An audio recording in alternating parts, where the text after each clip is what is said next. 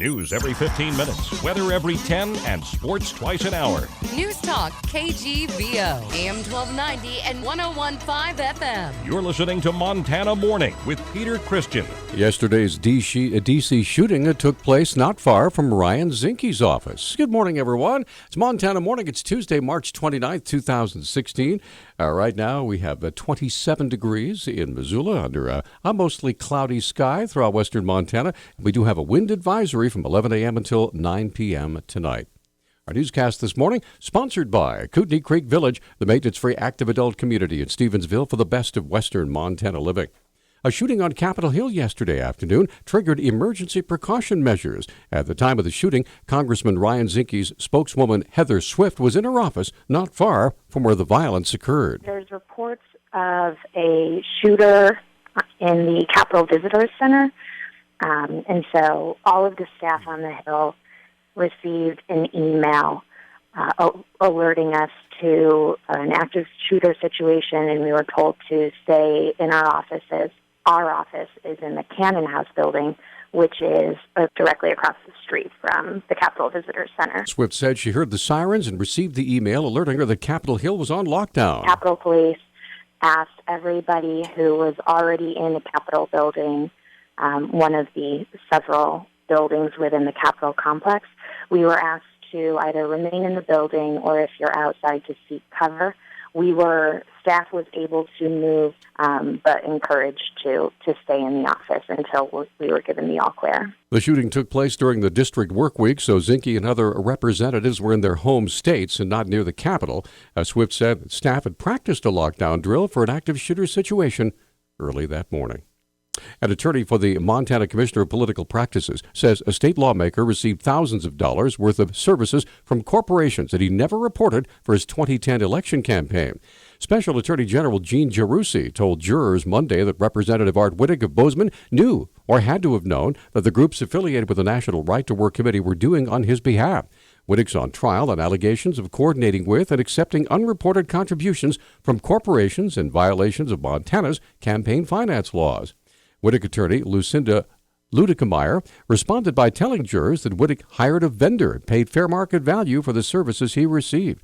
Ludekemeyer caused the investigation into him by Commissioner Jonathan Model, quote, a government overreach horror story, end quote. Missoula police took a man in custody Sunday night after a hit-and-run incident that occurred near Russell and Broadway. According to Public Information Officer Travis Welch, the original crash occurred about 6:30 p.m. However, only one vehicle stayed behind. While officers were interviewing the vehicle's driver, they noticed another car speeding towards them. Observed a vehicle accelerating toward them at what appeared to be a high rate of speed. The occupants of the vehicle that was hit and stayed behind identified that particular vehicle as the one that had hit them and left the scene. The officer stepped out and waved both arms in an attempt to flag down the driver and get him to stop. The vehicle accelerated and, rather than stopping, continued, nearly striking the officer.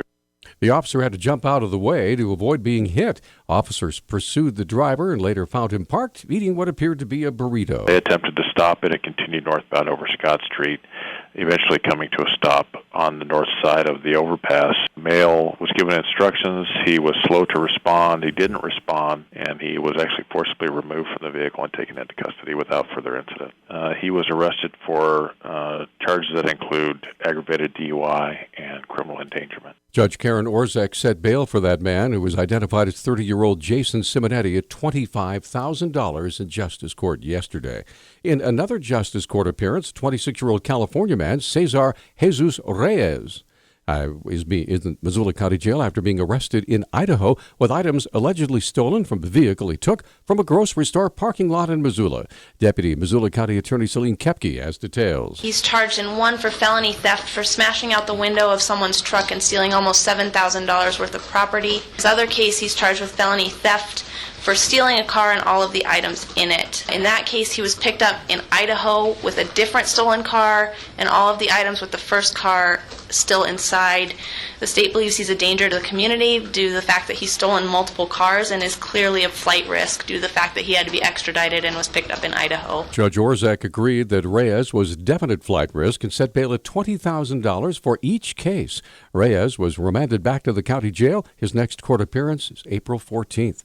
Scheduled court appearances did not happen yesterday in Las Vegas for two sons of Nevada rancher Cliven Bundy and four other men accused of taking part in an armed confrontation with government agents 2 years ago. Bundy family matriarch Carol Bundy said she was told the men were in federal custody in Portland, Oregon.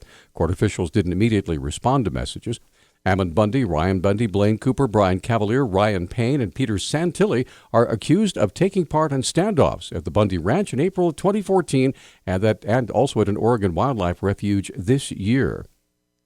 They're among 19 people facing conspiracy, obstruction, weapons, and assault on a federal officer charges. They're also among 26 people facing federal charges in the Oregon case.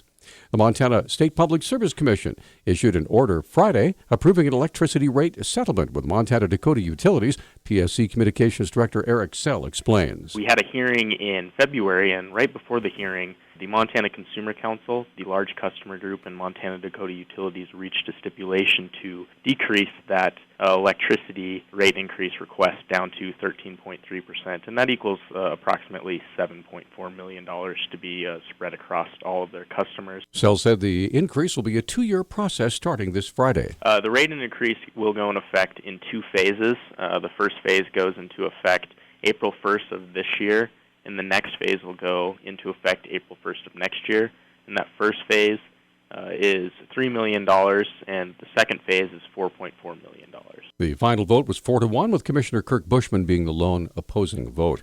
A settlement of a lawsuit involving a Montana wind farm and protections for hawks and eagles has been reached. The Great Falls Tribune reports wind farm owner Nature Enter USA and San Diego Gas and Electric have reached an agreement. A conditional settlement agreement to end litigation was filed February 11th with the California Public Utilities Commission, which still needs to rule on the proposal. Speaking of winds, strong winds are expected to hit Missoula this afternoon. National Weather Service meteorologist Dan Zumpf has more. So we're seeing a storm system come near western Montana that will create some wind gusts, possibly in excess of 60 miles per hour from the east. And this will probably be hazardous for people traveling about the area and people being outside. Missoula won't be the only area hit by the winds. Snow is expected in areas further east. Gusts will be ranging anywhere from 40 to 60 miles per hour. We had a cold front, and the storm system associated with that cold front is lifting up from the south over the Snake River Plain. Actually, places south of us like Butte and Salmon and Idaho are going to see some snow with the wind. Zump says wind speeds will increase through the afternoon, peaking between 3 and 5 today. News Talk time, 6:12. Newstalk, KGVO. Missoula's official weather station. Only a slight chance of a shower today. High right around 53 degrees in the Missoula area. Expect windy conditions as we head into this afternoon.